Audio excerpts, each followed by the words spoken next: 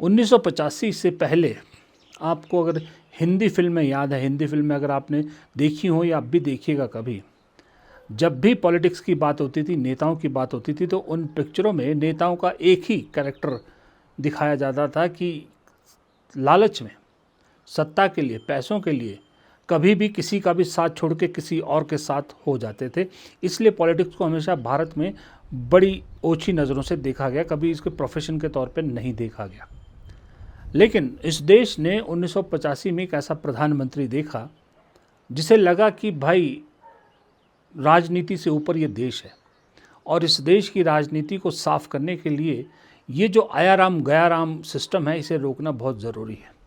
इसके लिए वो एक बिल लेके आया जिसका नाम था एंटी डिफेक्शन लॉ, और वो पास हुआ, दोनों सदनों से लागू हुआ।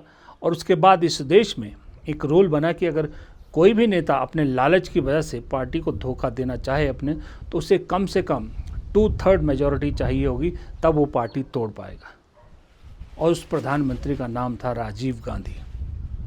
और राजीव गांधी उस वक्त ये बिल लेके आए थे जिस वक्त उसके पास इतनी एब्सोल्यूट मेजॉरिटी थी कि वो, अगर आज की जो सरकार है उसका एक सपना ही है, अगर ऐसी सरकार वो होती, राजीव गांधी चलाते होते, तो अब इस देश में शायद कांग्रेस के बाद कोई दूसरी पार्टी कभी आती ही नहीं सत्ता में, आज भी कांग्रेस होती। लेकिन इतनी मेजॉरिटी होने के बावजूद उस शख्स ने लोकतंत्र को मजबूत करने के बारे में सोचा। आज उसी राजीव गांधी की मेहनत पर पानी फेरा जा रहा है और इस तरह से पार्टियों को तोड़ा जा रहा है और इस तरह से ज़बरदस्ती, मतलब लोगों के मैंडेट के खिलाफ जाकर ज़बरदस्ती आप 2/3 मेजॉरिटी हासिल करना चाहते हैं। लोगों ने आपको अब जो है वो एब्सोल्यूट मेजॉरिटी भी नहीं दी, 240 पे रोक दिया, लेकिन आप लोगों के मैंडेट को अपनी पावर, अपने पैसे, अपने संसाधन के ज़रिए धत्ता बताते हुए खरीदने की कोशिश कर रहे हैं, तोड़ने की कोशिश कर रहे हैं। मान लो आपके झूठ को सच भी मान लो कि आपके पास 20 है, 21 है, 22 है, तो आपको तो विलय करना पड़ेगा, आपको मर्ज करना पड़ेगा बीजेपी के अंदर। तो क्या बीजेपी के अंदर मर्ज करोगे और आपका वो कार्यकर्ता जो खून पसीना एक करता रहा, कुछ पहली बार बने, कुछ तीसरी बार बने, बहुत सारे एमपी तो चौथी बार बने हैं, क्या उन कार्यकर्ता को जब बीजेपी के गुंडे मारेंगे तो तुम उनके साथ बैठकर उनका समर्थन करोगे?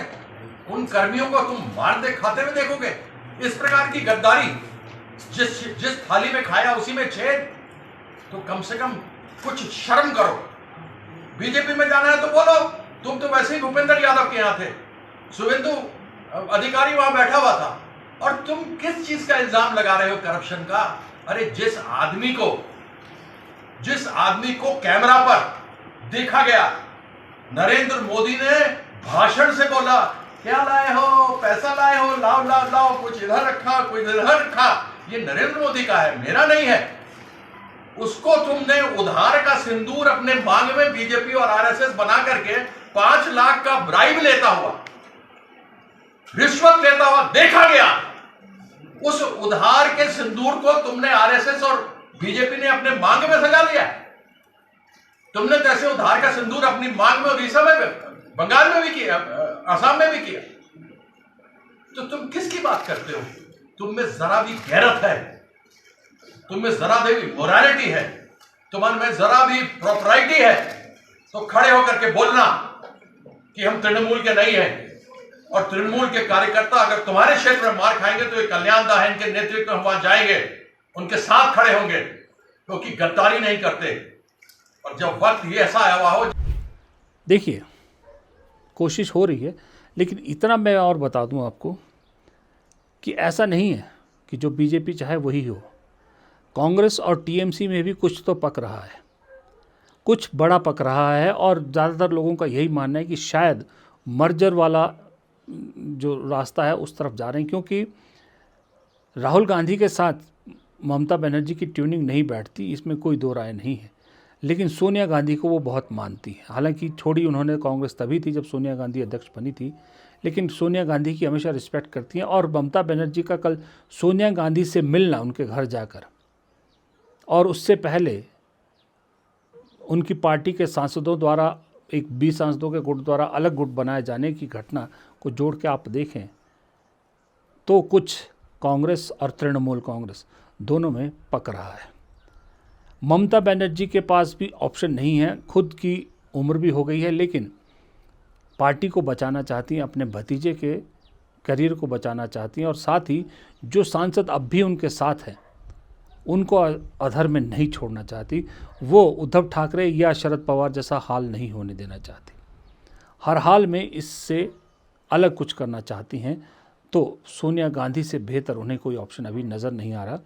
और मैं भी हम भी यही कह रहे कई दिनों से कि अगर तृणमूल कांग्रेस और कांग्रेस का मर्जर हो जाता है ना, तो इससे बेहतर नहीं हो सकता कोई चीज़, क्योंकि ममता बनर्जी फाइटर है, इसमें कोई दो राय नहीं है। और मुझे लगता है ममता बनर्जी को कांग्रेस कोई अच्छा पद या कुछ ऐसी चीज़ दे सकती है। अब ये मुझे क्लियर नहीं है, मैं हो सकता है जब ये वीडियो देख रहे हो तब तक कुछ खबरें आ चुकी हों कि असल में क्या हुआ है, लेकिन जब ये मैं वीडियो बना रहा हूँ तब तक क्लियरिटी नहीं है। खबरें बहुत सारी उड़ी हैं, लेकिन उसमें से एक ऑप्शन ये भी बता रहा हूँ। मैं ये मान रहा हूँ कि अगर ये नहीं भी है ऑप्शन, तो इसके अलावा ऑप्शन ममता बनर्जी के पास है कुछ नहीं। कुछ पक ज़रूर रहा है, कांग्रेस की शरण में तृणमूल कांग्रेस आ चुकी है, इसमें भी कोई डाउट नहीं है, और जो करेगी वो कांग्रेस ही करेगी तृणमूल कांग्रेस के लिए। लेकिन सवाल फिर वापस लौटता हूँ मैं उस पर, अगर आज कुछ पे डेवलपमेंट हुई तो शाम के वीडियो पे ये तृणमूल कांग्रेस और कांग्रेस पे ज़रूर मैं अपनी बात रखूंगा। तेरा साथ पैसा है, तेरा साथ गहना है, तेरा साथ बंगलो है, तेरा साथ नरेंद्र मोदी है, तेरा साथ अमित शाह है, तेरा साथ चीफ मिनिस्टर है, तेरा साथ ईडी है, तेरा साथ सीबीआई है, तेरा साथ पूरा भारतवर्ष का पावर है, और मेरा साथ माँ माटी मानुष है, माँ मेरा पार्टी है, मेरा साथ पार्टी है, मेरा साथ वर्कर है, मेरा साथ पश्चिम बंगला का पब्लिक है। आप गइए अच्छे से। ये दर्द सिर्फ कल्याण बनर्जी का नहीं है, ये दर्द ममता बनर्जी का भी है, यही दर्द अभिषेक बनर्जी का, कीर्ति आज़ाद का, महुआ मोइत्रा का और बहुत से टीएमसी लीडर्स का है इस वक्त। कि भाई आपके पास सब कुछ है, ठीक है, मजबूरी में आदमी जब गिरा होता है ना, आदमी जब कमज़ोर होता है तो कमज़ोर आदमी पे हर कोई वार कर लेता है, हर कोई मौका परस्त कौन होता है तब अपना रंग दिखा जाता है। लेकिन हकीकत यही है, जो आज ममता बनर्जी के साथ खड़े होंगे ना, वही असली आगे जाके राजनीति में अपना नाम भी बनाएंगे, ये भी बात फैक्ट है। ममता बनर्जी की राजनीति चाहे जैसी रही हो, मैं ममता बनर्जी की बहुत सी चीज़ों से एग्री नहीं करता, खास करके जिस तरह से उन्होंने अपने आगे किसी और को समझा ही नहीं, उस राजनीति की वजह से ममता बनर्जी को आज ये नुकसान भी झेलना पड़ रहा है। लेकिन हकीकत ये भी है कि लोकतांत्रिक तरीके से चलने वाले देश में हर किसी को अपनी राजनीति करने का पूरा जो है हक है, अपना जो चाहे जिस नीति पे चाहे करना चाहे। लेकिन लोकतंत्र को कमज़ोर करके अगर कोई ये सोचे कि उसने जीत हासिल कर ली है, वो कुछ बहुत बड़ा हासिल करना चाहता है, तो मोमेंटरली तो उसको सब कुछ मिल जाएगा, लेकिन लॉन्ग रन में इस देश की लोकतांत्रिक सिस्टम के लिए ये बहुत बड़ा खतरा है। लेकिन मैं राजीव गांधी वाले इशू पे वापस आना चाहता हूँ, क्योंकि सुबह सुबह आपके पास भी ज़्यादा वक्त नहीं होती, बहुत हैवी डोज नहीं देता हूँ मैं, आपको मालूम है। मैं ये कहना चाहता हूँ कि हमारे और आपके वोट का मजाक उड़ाना इस सरकार को बहुत महंगा पड़ सकता है। अब सोचिए, हमने फलां पार्टी के कैंडिडेट को जिताया जो बीजेपी का नहीं है, आपने भी किसी और पार्टी की, तीसरी पार्टी को जिताया, लेकिन अल्टीमेटली पावर और पैसे की वजह से वो बीजेपी अपने साथ उनको मिला लेती है। तो आपके दिल पर क्या गुजरेगी? एक आध बार आपने कर लिया हो तो चलो मान भी जाता है कि लोग चलो भूल जाएंगे, हो जाएंगे, लेकिन आप हर जगह पर और धड़ल्ले से ये कर रहे हो, और कर भी कब रहे हो, जब मेरे और आपके घर में, हम जैसे करोड़ों लोगों के घर में गैस नहीं है, गैस की किल्लत है, सिलेंडर महंगा होता जा रहा है, पेट्रोल डीजल महंगे होते जा रहे हैं, तेल की सप्लाई कम है, पेपर बच्चों के लीक हो रहे हैं, बच्चे आत्महत्याएं कर रहे हैं, बच्चों के मेहनत पर पानी फेरा जा रहा है, गलत मार्किंग हो रही है, उस सब के बीच में आपको इन समस्याओं को सुलझाने की वजह से आप बिजी हैं किसमें? अपने नंबर इकट्ठे करने में। तो क्या लोग शांत रहेंगे?